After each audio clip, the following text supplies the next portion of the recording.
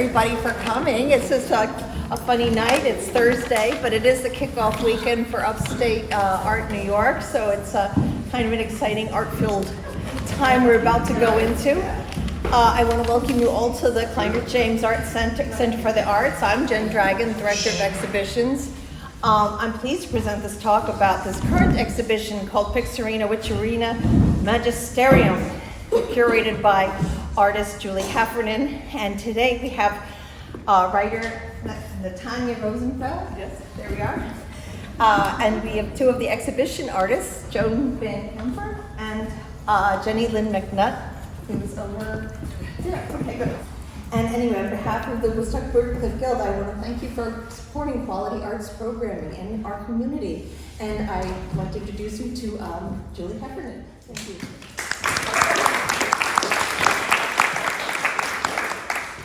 Thank you all for coming. We put this together a little bit last minute, and so I'm just thrilled that you were all able to come and join us. And feel free to, if you're dying to say something, just say it, because we're relatively intimate here. I just wanted to start by saying that I always say to my students who undergrads sort of, don't really know much about art, that when you go into a museum or a gallery, you're basically walking into somebody's brain, and it's an incredible opportunity. And maybe you don't like everybody's brain the same way that we don't like everybody on Earth, but you're definitely walking into their brain. And I think one of the powerful things about this show is that all these amazing brains are so, just radiant, evident here. So with that in mind, just, let's all celebrate these brains. And I just wanted to say a couple things about, I was in a show called Pixerina Witcherina in 2002 in Illinois. And the guy who curated it, I'm from Peoria, he's now working at the Peoria Museum of Art, which is hilarious. But in any case, I had never heard the term Pixerina Witcherina, and then he told me about Virginia Woolf. And then these 22 years later, I wanted to revisit it in light of your remarkable work and just kind of add that crazy magisterium, because the Pixerina Witcherina has that quality of pixies and witches and things that we maybe think of as a little bit not to be taken seriously, and then add the Ina, and it's even more kind of what did you call it? Diminutive? A diminutive, yeah. So I wanted to give it the word magisterium to show the seriousness of this. So I'm going to ask Natanya, who is our Virginia Woolf scholar, and also an incredible poet, whose books were in Golden Notebook, except that we bought them. Yay, that's great. To talk to you a little bit about just, what this is about from Virginia Woolf. The diminutive and yes, I've been thinking about this a lot, and I'm in danger of almost having too much to say, and I don't want to do that. But if you even think of something like the opening line of Mrs. Dalloway, which is Mrs. Dalloway said she would buy the flowers herself, you can think about a couple of things. You can think about a married woman and her relatively low status in society, especially during the era when the book was written in the 1920s, but you can also think about flowers and how flowers have traditionally signified femininity and decoration and something, not necessarily to be taken terribly seriously. When people wanted to criticize, a poet, they would say their work was florid or flowery. And I walked in half an hour ago thinking, what should I especially be looking at again, having been here when the show opened, and I looked over there and I thought, now those prints, they are prints, right? Those are drawings, okay, drawings. Those are like, what do you call the Victrola thing? Which one are you talking about? I'm talking about the yellow and the black, what's a Victrola? Gramophone. They're gramophones that are blasting out flowers. Right. And I thought, that's interesting, It's magnifying the flowers, it's making them forceful, and yet there's still the delicacy of the flowers. And I see that as a gesture that happens again and again in Virginia Woolf's work, where she takes either what is diminished or considered to belong only to the feminine realm, and she blows it up, and she has different ways of blowing it up, sometimes almost exploding certain ideas through satire and through wordplay. And then she will also take the super serious, and I've been thinking a lot about patronymic surnames and what she does with surnames. I'll say one more thing, and then, I could talk about names in Virginia Woolf for a long time, but I won't. Mrs. Dalloway, right? Just the phrase signifies that this is a woman whose husband is called Dalloway, right? And she's got this official position in society, the wife of an important man, but she no longer has her own maiden name. She no longer has a first name, right? At least at the beginning of the book. But it occurred to me that the name Dalloway, which Woolf came up with, because I don't think she knew anyone, as far as I know, she didn't know anyone called Dalloway, signifies dallying on the way. Because that's exactly what Mrs. Dalloway does. She goes out to run an errand and she dallies on the way. And the whole book is this kind of dallying. It's not teleological. It's not all driven towards a goal in the way that a traditional male narrative might be. It ends with a party, but she's the hostess of the party. Anyway, that kind of wordplay is part of the way she, I think, deconstructs sort of patriarchal kind of namings and designations. So. Well, I love the gramophone idea. It never occurred to me, and then boom, it's so there. I know you deal with some aspects of. Wait. Yes. I have the prologue that I grew up with in Kentucky, which I wind up, and it's yes. So I thank you for making that parallel because I can't throw it away because of course. Yeah. And is that what you were delivering? No, not until you said in your unconscious. Then it's like, but I love my Victrola. Yeah. And it sounds that you can't hear anymore.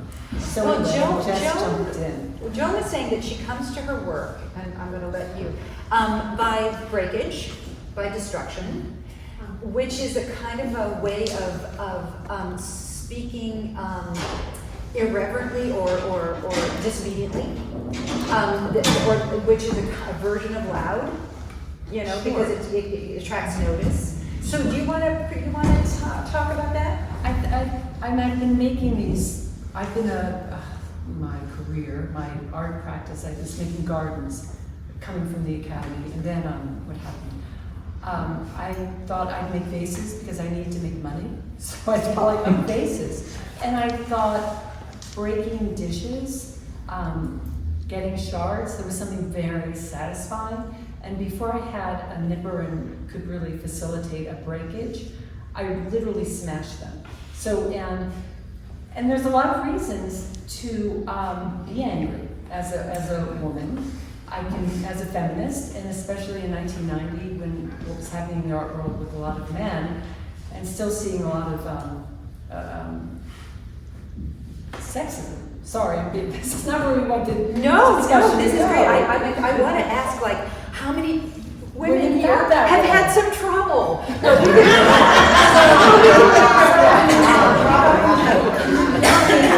You're believing in justice and equality, and we burn bras, and it's like 20 years after this whole feminist movement, and it's like, whoa, the art world is really. But anyway, I found a great sense of satisfaction in smashing saucers, dishes, and they were just kind of innocent, gluing them back together.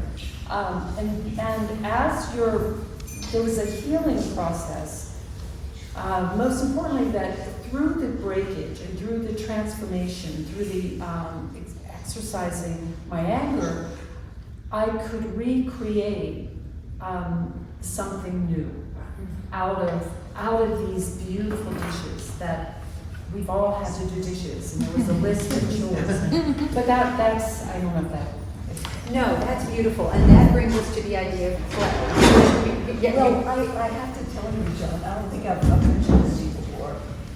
When I first walked in here, the day that we were all installing our work, your pieces were up, and I looked at them and thought,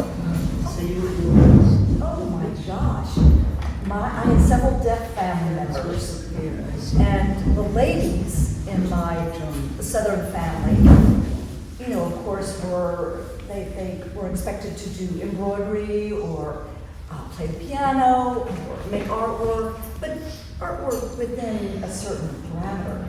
And so my great-grandmother, who I was very close to, and a couple of aunts, made flowers and birds. And so when I saw your work, I'm like, oh my gosh, it's my great-grandmother. But she, and so when I was a kid, I said, I hate this stuff. I'll never make flowers and birds, and you know, that's like frilly, and like Joan stepped right into it, where my great-grandmother left off, magnified it, amplified it, multiplied it, and then stuck it back all together again. And that dazzled me. And then you said you were from the South too, and I'm like, oh my God, of course. Well, but let's get you. Oh, go ahead. Well, no, I'm thinking frogs. I mean, anyway, there's a similarity, I think, between us. Talk a little louder. Sure. I think there's a similarity in that I do love my birds, but my mom loved birds. But also, I think you probably love your frogs. I think you, as much as I love my birds, don't you love your animals and creatures you're making? Oh, absolutely. I mean, they've been with me since I was a kid. My twin brother was like a herpetologist, so our house was amateur herpetologist since he was little. We lived right up the hill from a swamp and a river, and we always had a house full of lizards and snakes and frogs, and then the means to feed them, and you know, big cages to put them in. A frog is maybe not the loveliest creature in the minds of many people. It's definitely a creature that's associated with fairy tales, and of course, you know there's a prince in there somewhere. It's also a very endangered, the riparian habitat all over the world. So the creatures of that edge of the water habitat are endangered, and frogs have been for at least 2 decades endangered. And you know, all sorts of physical anomalies with frogs with 4 legs or 6 legs, and but also so there's the repulsive, but there's also, if you look at a frog's leg and the articulation of the hands and legs, you know, you think, well, I can do those same moves, and it's not so different. And the rabbits, that was, you know, another creature that I had a dream about at a very, very difficult time in my life. And we went dancing, and In your dream. yeah, I think it was my dream. I was really blue that night when I went to bed, and I thought, okay, tomorrow I'm going to check myself in somewhere. I'm not going to let anybody else check me in. I'm going to check myself in. I have agency, but I just can't do it any longer. And I had this dream, and I woke up laughing. The amazing thing wasn't the dream, although it was so vivid. It was that I had this energy that came up through the bottom of my feet. And I woke up laughing and feeling joyful and just feeling pushed up by the earth. And I was telling somebody a few years after that, after I had the dream, where I was moving into a new place, and I painted this rabbit. I thought I better honor Jack, because that was the name that came to me of this hare. I thought I better, you know, pay homage to him. And this person who I just met said, well, you had that dream at the end of April or May. And I had just met this person. I said, how did you know that? And she said, look into mythology from all over the world. Not just the Easter Bunny, but Bugs Bunny, and Brer, you know, from the United States, Brer Rabbit from Africa. It's the trickster figure. It's the figure in the moon, and Chinese mythology. It's also a synonym for French people. Yes, yes, yes. Eating And that the frogs. hair in the moon is stirring the elixir of life. One of the glyphs in an Egyptian, one of the Egyptian glyphs is the will to be or life force, but also a hare, a rabbit. Because though we think of them mostly as prey and super vulnerable, they provide food for a lot of animals. You know, we think of them as vulnerable, but they're also tricksters. And so the hare. Would you say that Orlando is playing the tricksterness? Orlando? Yes, The yes. mucinous lapin, lapinova. Yes, Virginia Woolf wrote a story called Lapin and Lapinova, and it's about a marriage where did you have a chance to read it? Yes, I did. I love it. Yes, it's not a very happy marriage, but the two partners engage in a kind of game where he's Lapin and she's Lapinova. They're Bunny and Mr. Bunny, Bunny-S, Bunnyina, and Mr. Hare kind of thing. And the marriage falls apart when he breaks that contract. He says, "This is nonsense. We're not going to use this language anymore. We're not bunnies anymore. We're serious people in the real world." So yeah, I thought of that when I looked at your bunnies. Orlando, it's about metamorphosis. It's also about metaphor, and metaphor is proliferation, and proliferation. I was thinking, one of you spoke about embroidery. You spoke about embroidery, Joan, and I was thinking about the verb to embroider, which is to sort of expand upon, and sometimes it's used almost in a negative sense. To embroider is to over-explain or to take things too far from their original meaning. But what a wonderful thing, actually. This is what Woolf does in a lot of her work, but especially in Orlando, is that she takes things very far from their original, the original designation. The two muchness, yes. Well, I mentioned it in regards to women's work, and I have ambivalent feelings when I say women's work. But I was thinking, I can't say that my work in breaking dishes and putting back together is women's work. But I can say sewing, typically taking fragments, like making a dress. What you're doing is taking a fragment of the body and sewing it back together. So I'm not sure if there is that notion of sewing or reassembling something that I found in that kinship with what typically women would do, except a surgeon, they sew and they get paid money. But we will go They there. tend to be male, or at least until very recently. Yeah. Yeah, but I thought that there was something about the making process, and that they really are fragments that I'm reassembling, and that we have done that forever, making a quilt. That's reassembling old clothing or When did it become mandalas or monstrances as growing up? Yeah, I have a sister who's a nun, so I grew up in a very Catholic family, and my father was very religious. Does everybody know what a monstrance is? No. The thing in Catholic, you want to tell them? Well, in Catholicism, it's where the Eucharist is kept, and it's usually kept in the back of the church. But it's oh my goodness, it looks like a flower. It has a skinny neck and it bellows out. What is the word again? A monstro. Monstrance. It literally means to show. Monstr. And so it is. It's a beautiful monster too. Well, I think monster might have some. I don't think so, No. but I mean, I want to look that up as soon as I can. Yeah. It is where, in the Eucharist, if you're Catholic, it's like that's the most important thing, is where the Eucharist is kept and stored. So it is in the center, from what I And understood. it comes out at one point in the Catholic Mass, and that's the high point of the Mass, and when you're suffused with the radiance of, the divine. And there was a show at the Met not long ago, Catholic Artifacts. Uterus. Is it uterus? Uterus, that would be good, I like that. Uterus. Wordplay.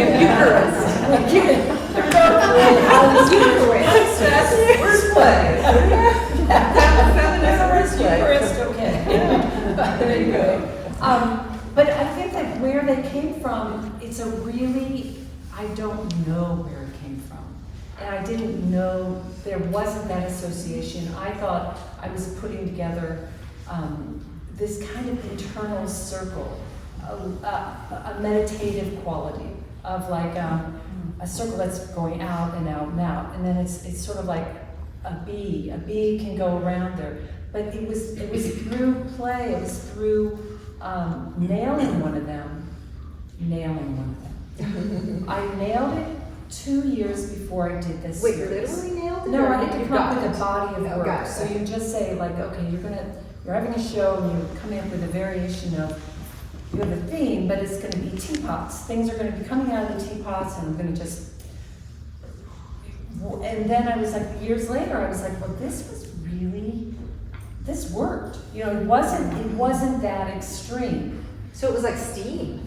It was like a blob, the genie coming out of the teapot. It was a blob. Uh-huh. But it was sort of like, oh, there's something going on there that makes sense. But then when I had to really push it for this other exhibition, I was like, well, I like things that are precarious. The sculptures always have been precarious. I'm going to push the idea of, whoa, is it balanced or is it going to fall over? But I wanted to extreme it, and then it came out that form. But it was through an unconscious exploration. Right.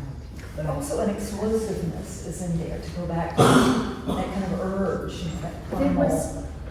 There was an urge, and it's also, I'm playing with, you're like breaking the dishes, and I'm will isn't going to fall over, And I think that that's the state, being an environmentalist, and that working with Amy Lipton, who's passed away, but in the environmental art world, and watching the ecostructure be decimated. This was as of 20 years ago. That precarious nature that now we're seeing it full blown.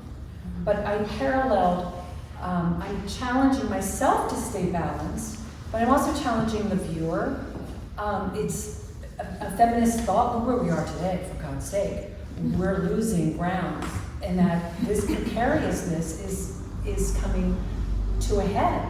But it's something I'd always felt as a woman, as a gardener, as an environmentalist, that was a natural kind of instinct to push that stability as much as possible, to create resilience, to know my stress points. We were talking in the press release about play and the relationship of this too, of the secret language of play. And Pixerina Witcherina, as you recall, that was Virginia Woolf's secret language of play with her niece Angelica. And it came up in conversations about the relationship of play. And I think, I don't want to speak for you, but you told us some very interesting things about play that I don't know if you want to talk about. But I think play is very elusive at our age. And it's almost like a superpower that most of us have really lost. And so I think it's important that you have a handle on it. I went to the stream with Carl and Jenny Lynn a few years ago, and we played. This woman knows how to play. But it's a superpower. Do you want to talk about that?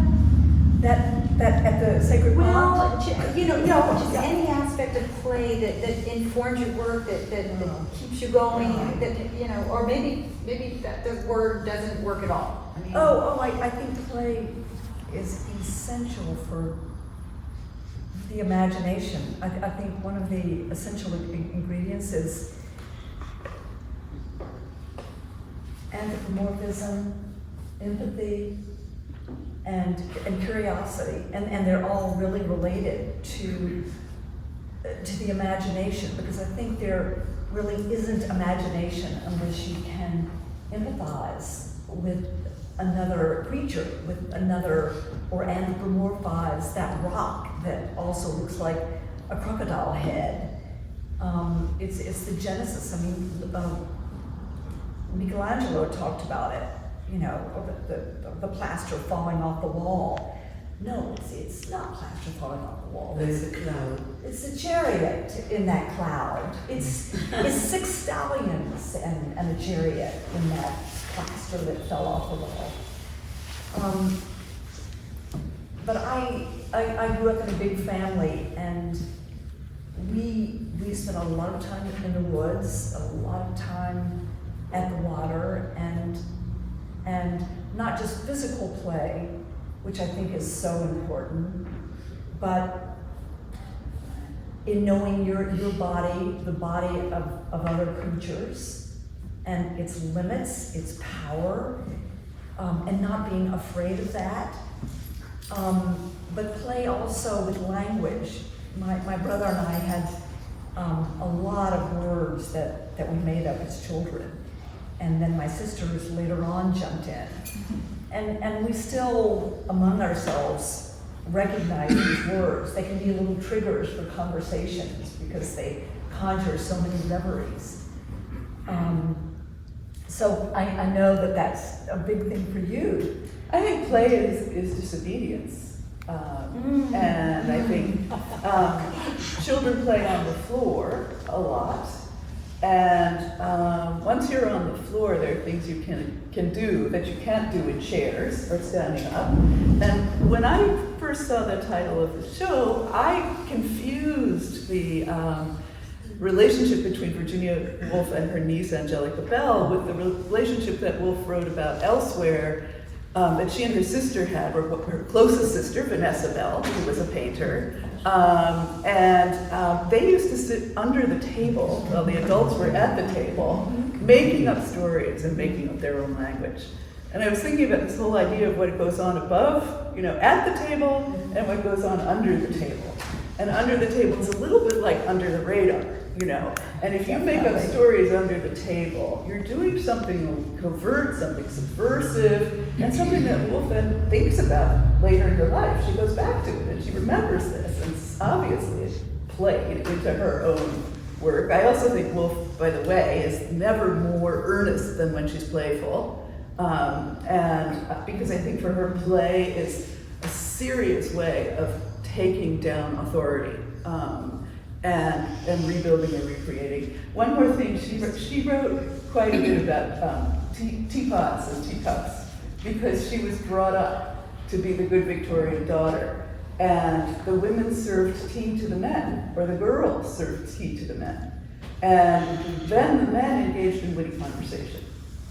And, you know, Woolf sort of ends up smashing those teacups and teapots and, you know, being the wit herself and outdoing the men, you know, She literally did that? No, but I'm saying figuratively she did that by becoming a modernist, you know, becoming one of the, you know, essential modernist writers and just sort of violating rules and violating boundaries.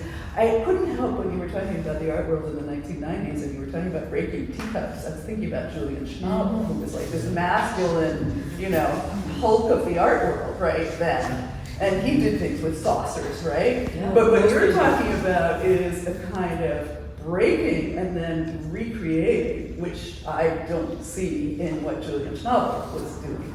You know, I don't see a sort of ultimate celebration of the feminine arts of tea or. He still remained a painter. Yeah. I mean, they don't escape the sculptural aspect of the china, where when he merges the dishes to paint, it becomes another texture or painterly with a sideline of dishes. I'm Can leaving you that all on picture a Julian Schnabel painting really huge with the, yeah. Does that make sense? I mean, But the it difference. felt much more like a gimmick. Yes, Antics rather than And a bad boy sort of thing. a bad boy sort of thing. Rhoda. Yes, yeah. Yeah, but I I still like them. I mean, I think I liked them. You know, you can think of Simon Rodea. He also uses dishes, Watts Towers, and Gaudi in Spain. He would use dishes. And in China, there's a universal element to the process. But I think that they do take on there is another level of construction happening that I think is different. Well, it's your willingness to build back. I mean, you know, Schnabel, I like them too, but they're really, they're rather simple. You know, there's no profound structure that takes you to a deeper level of meaning. You're right. It does imbue the idea of craft, which is this irony that a machismo guy could use dishes and craft. So there was that irony he was playing off of, which works for a man. Sorry about that. Was Virginia Woolf, I think one of the reasons we're attracted to the Bloomsbury group is because it seemed like they were a playful group of people in the midst of repressed English colonialist times. Do you want to talk about that? Well, things were changing, but then they were also part of the changing of things, right? Yeah. And it was partly that young men and young women were actually sort of spending time together in drawing rooms talking about art, where usually there'd been a separation of the sphere. You know, when Woolf was young, there'd been a separation of the spheres. So they were, you know, a bunch of them lived in a boarding house together when they were in their 20s, and this was all about sort of breaking out of the traditional home, the patriarchal home, and having constant conversation, a playful conversation. I mean, she has a couple of memoir essays where she reproduces some of those conversations that they used to have, and you know, they're very playful and teasing and subversive, and yeah.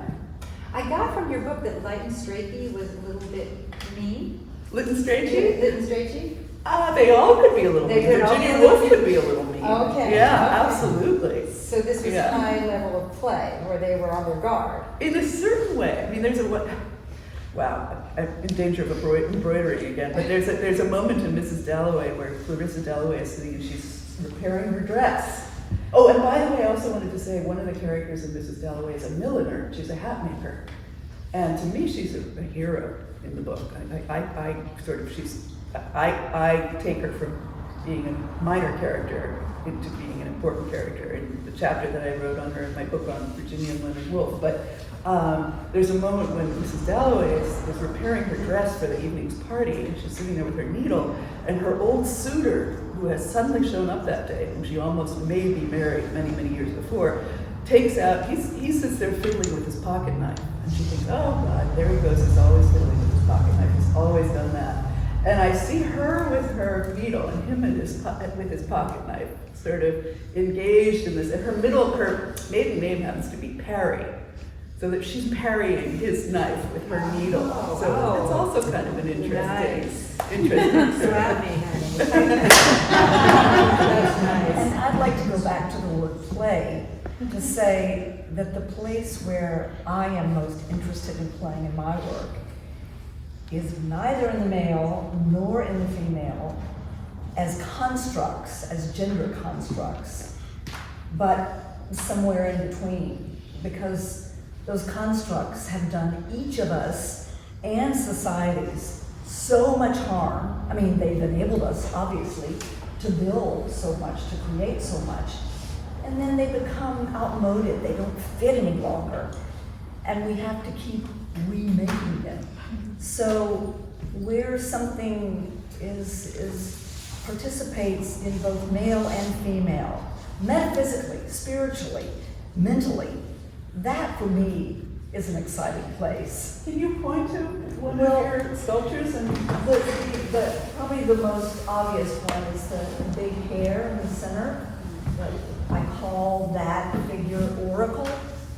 And it actually was grown out of the very first ceramic sculpture I made.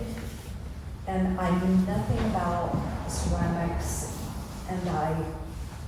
but I was so excited to have my hands in the stuff, talking about materiality.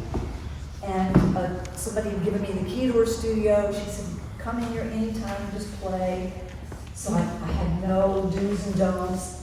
And I put my hand in the clay, and I literally had this very powerful bodily feeling about what to do. And I just followed what my hands were doing. And Was that? after I finished it, I thought, one day I'm gonna make this 3 feet tall or bigger. I'm gonna make a big one. Because it was this big, really small.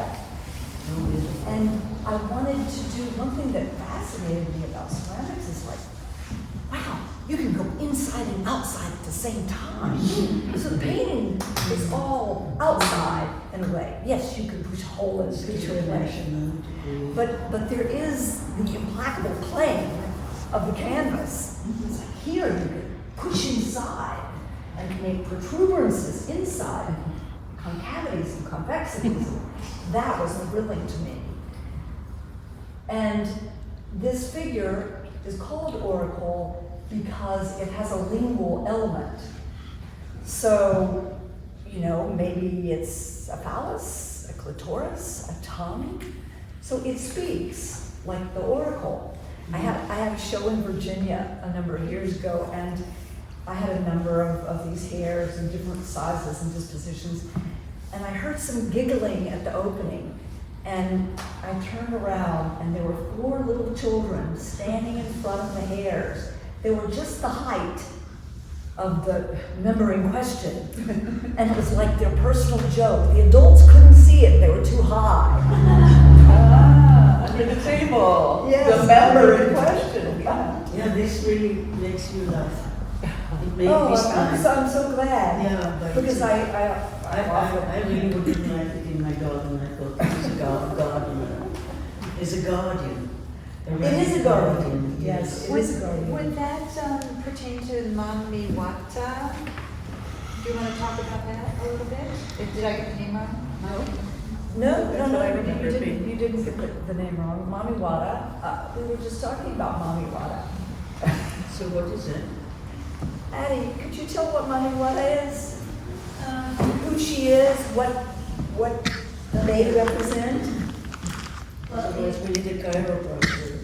In West African culture, it's a figure, a powerful figure associated with water. And so at the same time that she inspires spirit, she also inspires respect because she's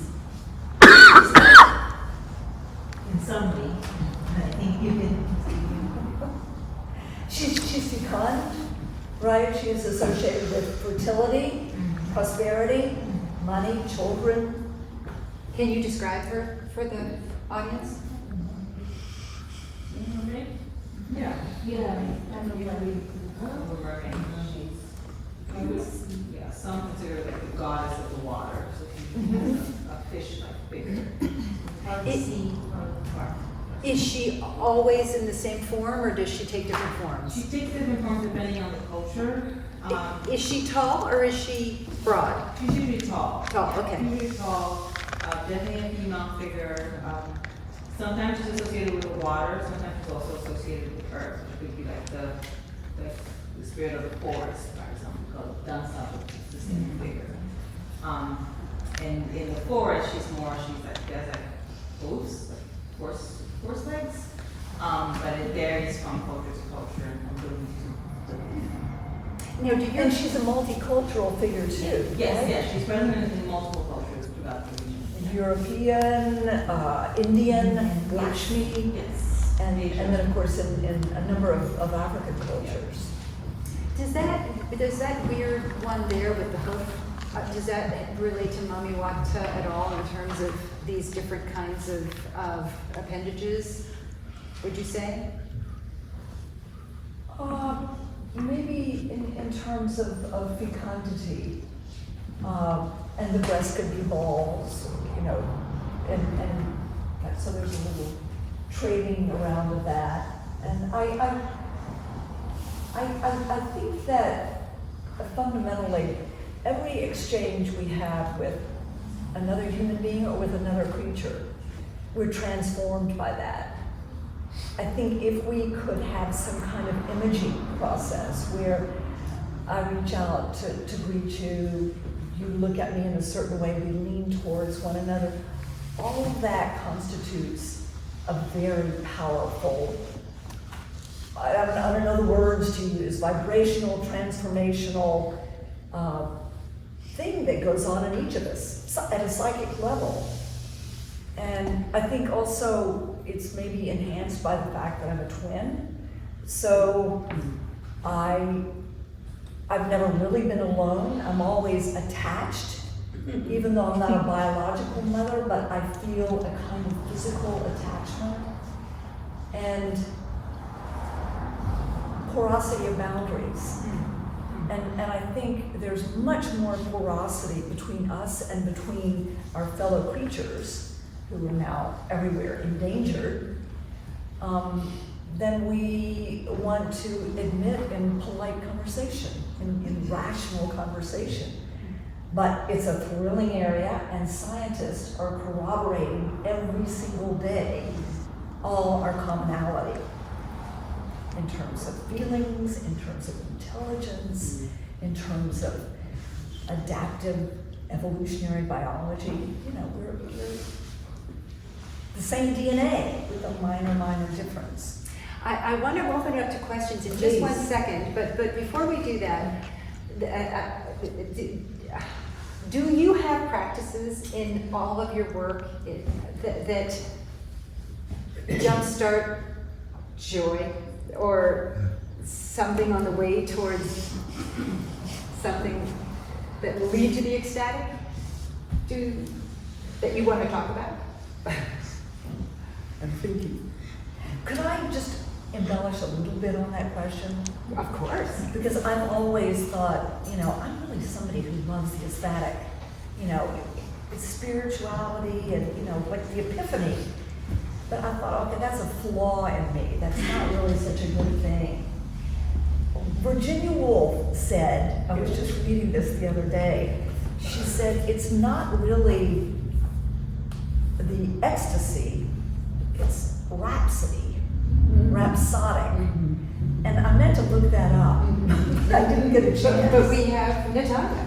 But we have To define rhapsody, that I can't do. I'm not a dictionary, but I can say, yeah, I mean, the rhapsodic. yeah, I mean, maybe, again, I feel like we're coming back again and again to fertility and fecundity and to unmaking and remaking and to, there's a rhetorical term, copia, which I feel really applies to Orlando especially. It's the idea that, and by the way, I don't just see gramophones, I see cornucopias. Copia is muchness, copiousness, and in language, copia is when a metaphor follows another metaphor follows another metaphor, and you just have this abundance. And so maybe that's partly what you're talking about. Maybe ecstasy has an endpoint, whereas to rhapsodize, you can go on rhapsodizing. And I was thinking that maybe to be rhapsodic as opposed to ecstatic, aesthesis, is kind of moving out of yourself, and upward is the paradigm in the West, you know, because that's how spirituality is. This is the base part of ourselves, earthly, plane, the feminine, the masculine aspires upward. But rhapsody seems like it kind of trills all around us. I love the word trills. Yeah. Frogs trill. Yeah. These tree frogs trill. Yeah. Yeah, I like that a lot. Yes. Yeah. Well, I don't know if you guys want to answer it or if we should go to the audience. Do you want to say anything about something that? Oh, that gives me joy. Yeah, in your working Well, like you, I love to put on music and dance, and but I also have a way of trying not to be intimidated by going to work. You know, going to the writing desk, which is, I think of it as I'm approaching it crabwise, sort of going to the desk, not quite looking at the paper or the computer, and then I sort of type some words, and then all of a sudden, I'm in it. Yeah. And I have found joy by approaching it with caution. That's great. Yeah. It looks like you have a question. No, not a question really, but I wanted to add something.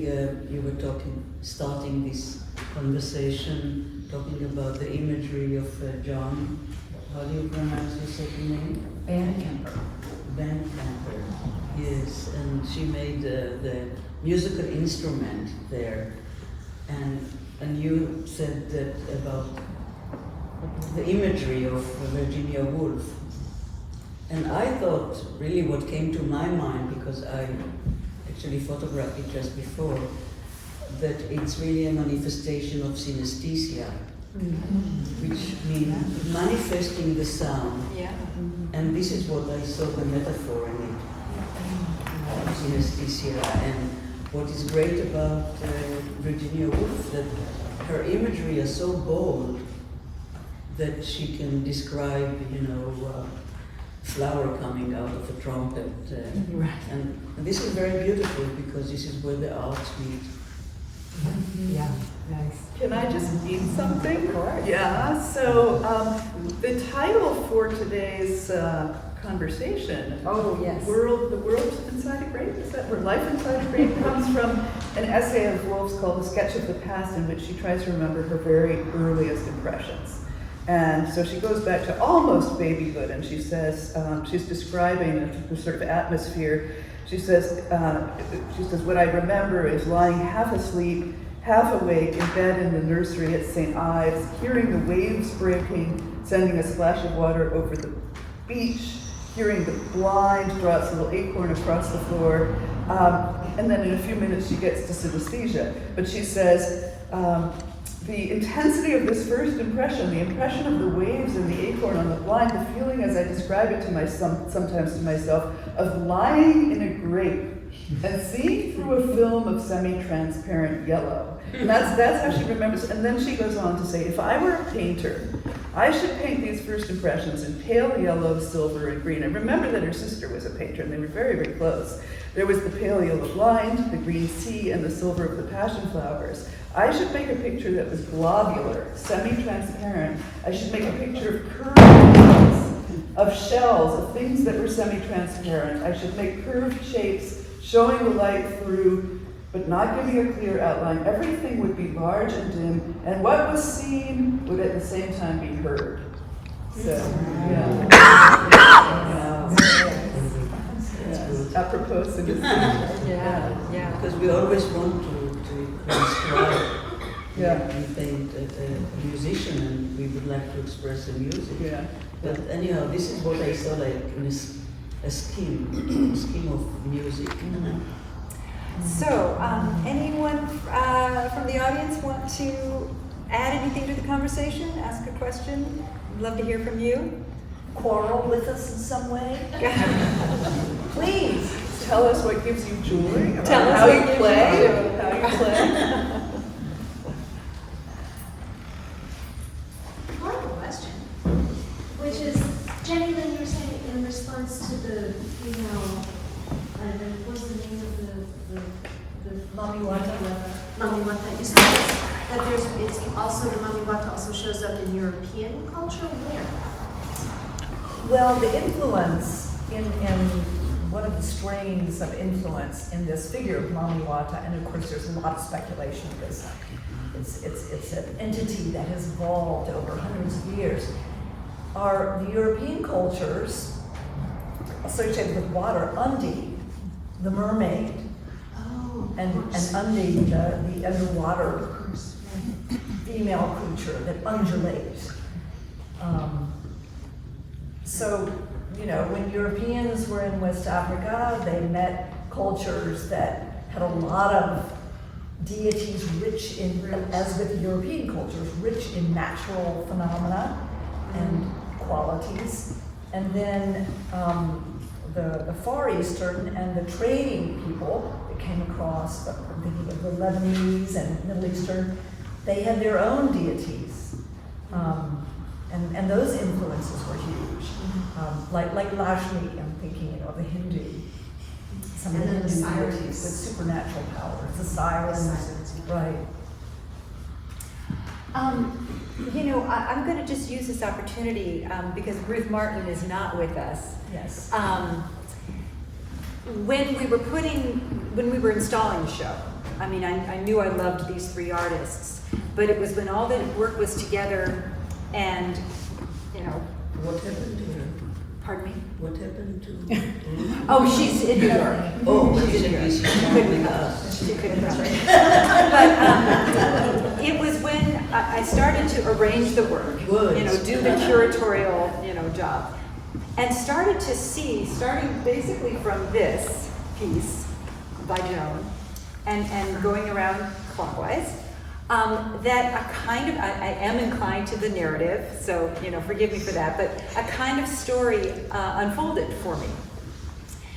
And I won't tell you that story because I want you to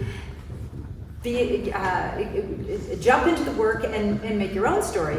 But so I kind of, I don't want to say challenge you, I invite you to make your own story.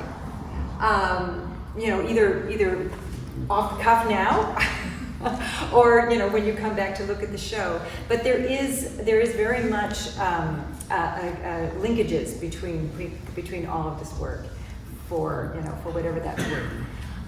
So I just wanted to say that and to, you know, honor Ruth and her incredible work and wish she was here with us.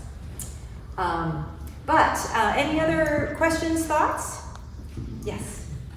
I had a thought for anyone who wants it, or a question, about the role of the supernatural, and you mentioned supernatural, and I guess the, you know, part is those ideas that come with, don't have an explanation, or don't, you know, so, anyone want that one? The supernatural. I am from Kentucky, so there is this history of the supernatural. I am Catholic, so there is another level of superstition. But I think that the closest I could come with that today in this discussion would be the Victrola. I mean, this is not the supernatural, but from a Jungian sense of point of view, I think that there is a universal archetypical thing that happens, which I think was proved tonight, which Victrola, you saw these things as a Victrola, and I grew up with that. Or making these pieces, it comes out of the unconscious, it comes out of, they're steeped in, there's a universal archetype that came out of this unconscious making or playing, for the use of the word playing. But I don't know if it's supernatural, but I think when you hear the supernatural or it speaks to you, I'm not sure it's that different than when you're in the studio making art or playing. That you have to be able to hear, and in that sense, I think that there is something that the art making process becomes such a level of intuition, you could call it supernatural. I wonder if supernatural is one of those words that needs to be stowed away. Like, it just doesn't, it's not a word that rings true for me anymore as it once might have. You know, I think about shape-shifting and metamorphosis and one thing becoming another, and that's actually all very natural in a certain way, right? I mean, when we look at the world, especially around here, there's so much optical illusion. Things are always shifting. You know, the trees come forward, they recede, the leaves on the ground can disorient you in the autumn because the ground suddenly looks like the trees, you know. And that to me is all natural. And I think even the very idea of supernatural might be a little patriarchal. I'm not sure. I mean, not that all things patriarchal and necessary. Wait, you're going to have to say more about supernatural, above natural, beyond natural. Well, I mean, if you can look to the natural for all kinds of metamorphoses and shapes and shiftings and changes and combinations and violations and gender fluidity and all of that, it doesn't need to be supernatural. So that's just a thought. I guess then you could, you know, if you want to be less hierarchical, you could think about, you know, beyond the beyond the knowledge of, but I see what you mean about supernatural having this, this idea of sort of above, and better, and, sort of, but no, it's Well, good. it's very, I think it's very much rooted in a belief system, and that belief system has got to be grounded in some kind of convention, right? You've taken on the convention of a religion or a philosophy, right? I mean, in order to apply something that's beyond our realm of experience, right? I mean, It's such a great, Bill, it's such a great way of framing this question in our larger vocabulary and judgments, because what has been classified as supernatural is often one culture looking into another culture and saying, well, these beliefs are supernatural. Right. So there is a judgmental, you said patriarchal, and you backed away, but there is associated with the history of that word a judgmental quality. It's not, it isn't a word that is used, it's been used in very negative ways, I think. I mean, nobody ever says that the idea of a man up there in the sky who made things on earth, but is still up there, is supernatural. No. Or the idea that the Holy Spirit entered through Mary's ear and impregnated her. If that's not supernatural, I don't know what is, But because these notions are sensible, according to some interpretations, yes. I didn't hear that. Yeah. Think about my ears. No, there's a whole thing in James Joyce about that. There's a theory that it entered through her ear. It wasn't Catholic, that's for It's Abraham. I just wanted to change the subject for a second, which is, how the hell do you make those things?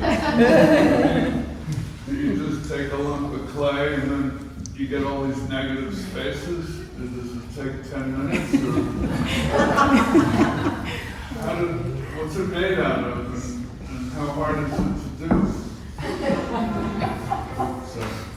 I love that, negative spaces. You get all these negative, I'm looking for negative spaces. Yeah. So I can put something positive in there, and then get the negative again. The positive and negative. That's the answer?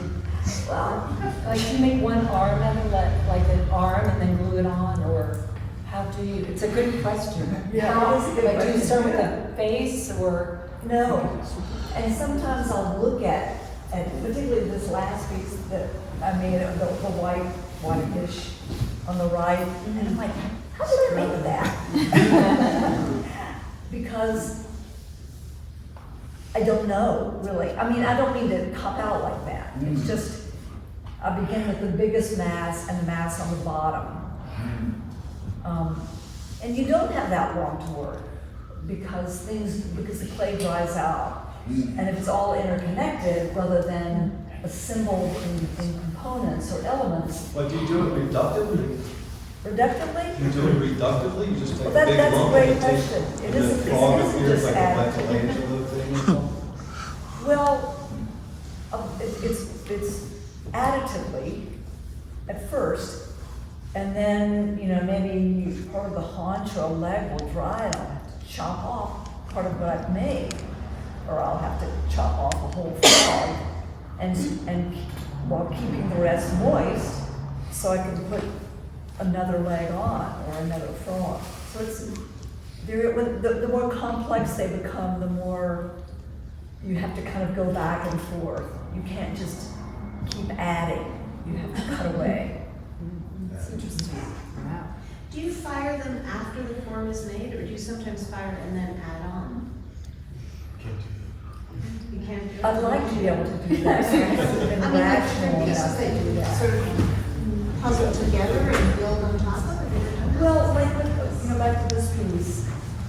I was up there on the fourth creature on the top, and I looked down, where I felt a little and I looked down, and there were these fissures everywhere. And I'm like, I've lost it. I mean, Carl will tell you, I was like, I've lost it. I've lost the whole thing I've been working on for weeks. You know, trying to keep it moist, allowing it to dry. And so I did that thing where you get down in your feet and you get to your core and you're like, I'm not letting it go. And whatever happens, but I'm going to stay with this. And so for the next while, I was hardly adding anything. I was shoring up. It's like the engineering part, you know. There's a lot of engineering that goes on. I mean that at a small scale. There's a lot of engineering, as you know. And with your work. Can you tell us how you made your pieces? Yeah. But I appreciate the engineering. I mean, I think that it needs to make anything stand. I think we take it for granted. Yes, maybe it's whatever, but they do. I think it's kind of amazing. But yeah, mine start. First of all, if I get a dish I love, that's kind of the starting point there. It's a given. And then I build a form out of clay, and it fits into the pot itself. And then that gets fired off. And sometimes it's in pieces, because my kiln's not that big. And then it just, engineering skills, you gotta make it stand. And then you work from there. And you have to add more weight to the bottom. If it's, it is a balance act. Because you can't put metal in there. You can't put a Some of garnish. them do have, some of them have. And then fire? No, it's all assembled after it's fired. And it's kind of, again, it's like you're just inventing it as you go along. And that if it requires metal to, and then you have to do drawings beforehand. But it's a process. But I'm not explaining the process, maybe deliberately. It's yours. How often does it happen that a catastrophe will occur, it'll fall apart, and then something else rises out of it? Does that, or It you can? happens not as, it has happened, and sometimes you're just like, on the phone, it's like, it just collapsed, so, but, anymore, there's time involved, so these things, I'll work on 5 at once. Not that my production is very big, but the process is so slow that you're kind of in the timing of the glue drying. And it's a very slow, tedious, and not very forgiving. So I tend to work very slowly. Well, I know that there's a lot of creative people out here. Some of you I know. Does anybody want to offer up something about their working method, Peter? There's somebody here with a thought, but hang on one sec, Peter. Hi. Not in response to the question you just asked, but something else. Okay. Well, first, I just want to thank you. I love how you just Talk a little louder, please, so we can hear. I wanted to thank Julie, and just the way she started this with saying looking at work is also looking at people's minds and brain. I love that, and all the heart and love you all give. I just have a thought about joy in play, and I just wonder if the need to extract it, define it, when do you feel it, is all part of something that is taken away, that is something that inherently is innate, that is part of living and doing, that it wouldn't be when do you experience joy or when do you play, that it's been something that's been maybe taken from us, living in an oppressive, extractive, is that a word? Culture. It is, yeah. So we have to find the place for joy, and we have to find the place for play, when it maybe isn't natural. Like you said, it's disobedience. I actually think it would be just part of who we are, and as you see in young ones, and that it's slowly sort of stripped away or undermined. So, It's funny. I would say it's the opposite of disobedience. It's obedience. Yes. I just had a breakthrough in a painting today, and one that I've been just obediently, doing what it wants me to do. And today, it became something. I was obedient, and I had my joy. That's Oh, right. God. It's part of So connection. you obeyed your impulse. I obeyed, Yeah. yeah. And you just have to do it day after day. I mean, and this was a long time. That may be part of really being connected. Is the joy, is the play. But maybe it's different for a writer. Do you have to be disobedient, Peter? I related to what you just said. Wait, you want to talk a little louder? You gotta show up for it, is my experience. Yeah. I've heard musicians say, hey, I don't write the song, like it just came to me somehow. But you have to be there with your piano and your guitar every day, and you have to show up even if the inspiration doesn't feel like it's there at 8:30 in the morning. I try to treat it like a factory job, that I'm there at 8:30 in the morning, the whistle's blowing, and it may feel like nothing's gonna happen that day. Sometimes by 9:15, it does happen. I have a certain number of pages I'm gonna do, hell or high water, what anybody else wants me to do that day. And I came up with the figure of doing 3 pages every single day, and I got it from the exact opposite of Virginia Woolf from Hemingway, because he said if it's going really well, and you cut it off after 3 pages, you got a great place to pick it up the next day. But the opposite is also true, which is if you're stinking up the joint for 3 pages, that's not too much to recover from the next day. You're not going to be fresh looking at, I wrote 19 pages and they're terrible, I suck. So for me, it's just like being a boxer. Hit 2 road work, hit the heavy bag, hit the speed bag, and joy will come or go. But you'll be in shape. That's great. I love that. And Daniel, excuse me, but could we go back to the thread that you were starting to pick up? After Emily, yes. Oh, yeah. Well, I was just going to say, I think we've been talking about play as a form of disobedience and as a source of joy. But, in child development, play is how kids make sense of the world. Like you figure things out, or sometimes you talk back to the world through play, right? And the other way that kids make sense of the world is through narrative, through story. So when I look at your creatures and these ceramic pieces too, I imagine stories, and I'm wondering how much, like these characters seem like they come from somewhere inside of you. I'm projecting probably, but I can't imagine making them and not imagining them as characters in a story. So I'm wondering how much of that happens when you're creating those, and these ceramic pieces too seem like scenes from a story to me. So I'm wondering, do you imagine stories as you make them, or is that just me? Oh, yeah, absolutely. So what are some of the stories? Some humor here. Some humor. Yeah, I see humor. Yes, thank you. I want there to be humor. Because I Does feel it like ever come to words, or is it all just kind of impulse story? Like, do you ever think, once upon a time there was a little frog? I mean, how does the story work in your mind? oh, Or is that putting you on the spot? well, I'm just trying to find an example. You mentioned the guardian figures, Right, and it's an idea that I have been interested in for a while, and I have some figures that are more obvious than guardians. And I think about them, in part they were inspired by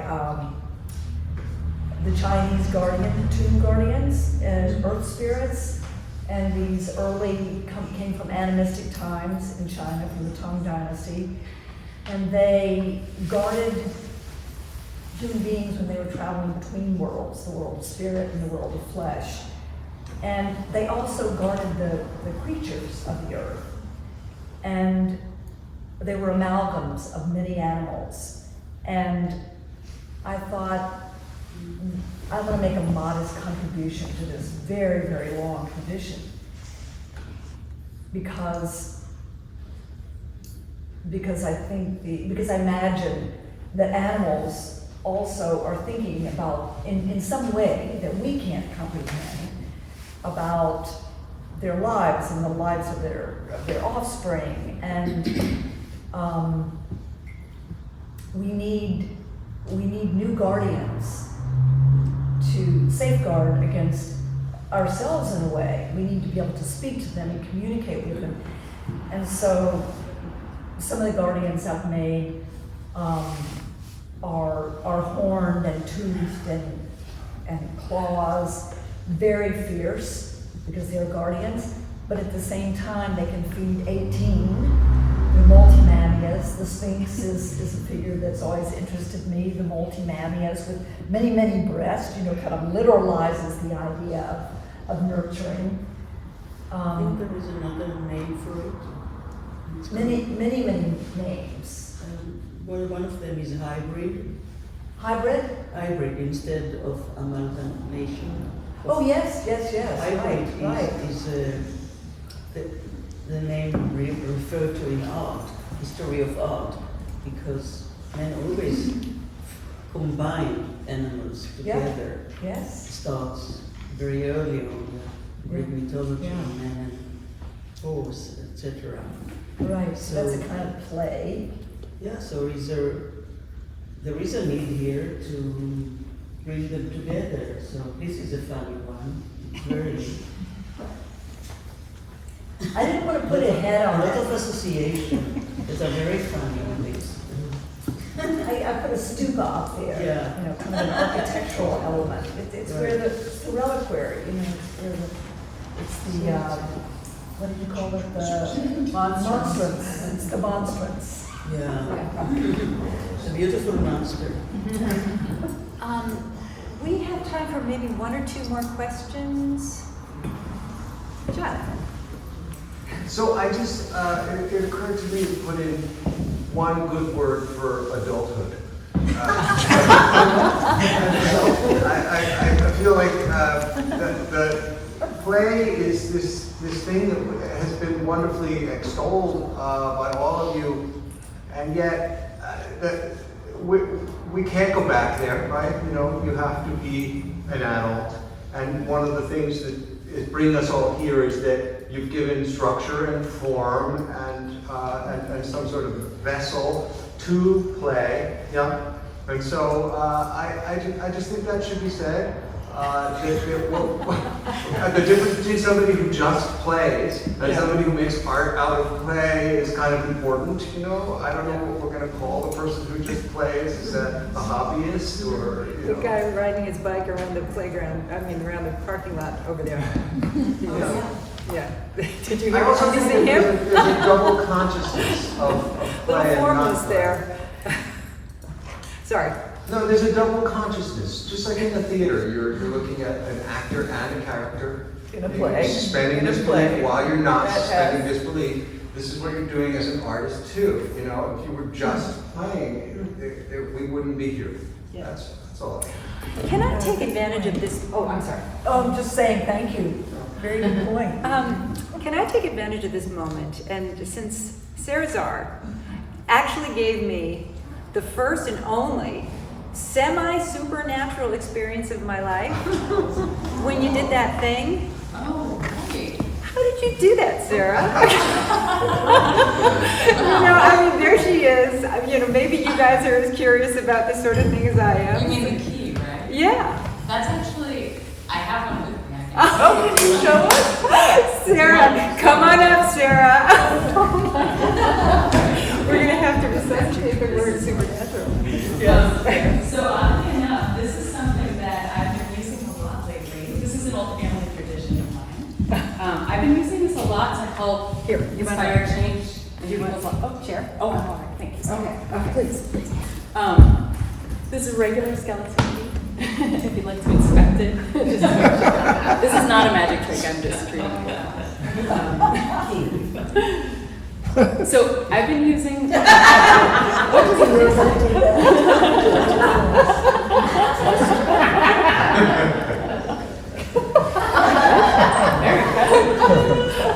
Thank you very much. So it's a key, yes? Yes. Yes, okay, lovely. Was it tested? Yes, it has to be tested. Thank you.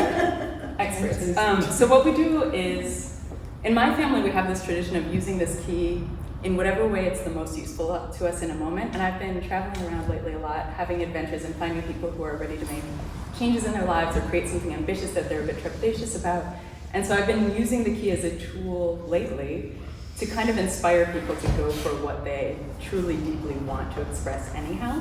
So if you'd all play with me for a moment, I would like you to each quietly imagine, and no one will be outed, you don't have to say this aloud, but if you could each quietly imagine something that you'd like to bring into your life, or something that you'd like to create in your realm or share with someone else, some type of connection or communication you'd like to put into the universe.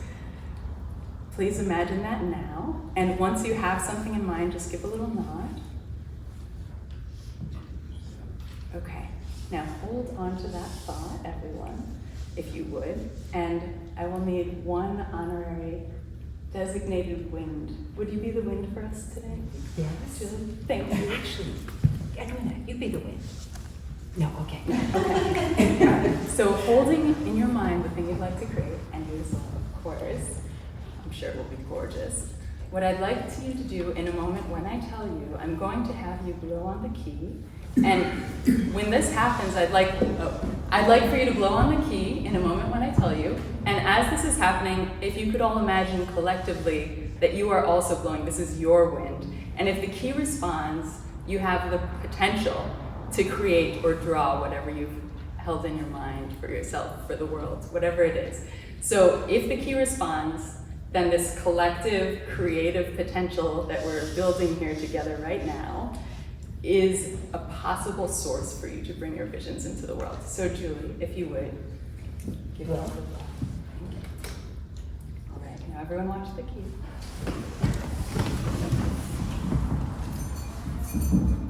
Focus on what you want to create in the world. And if it's possible, the key will respond.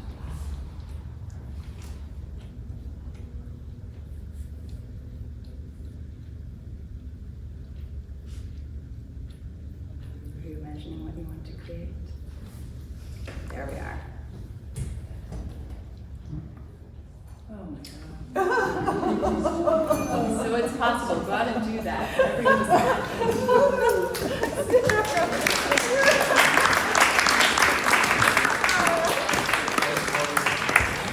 Thank you, everybody, for coming.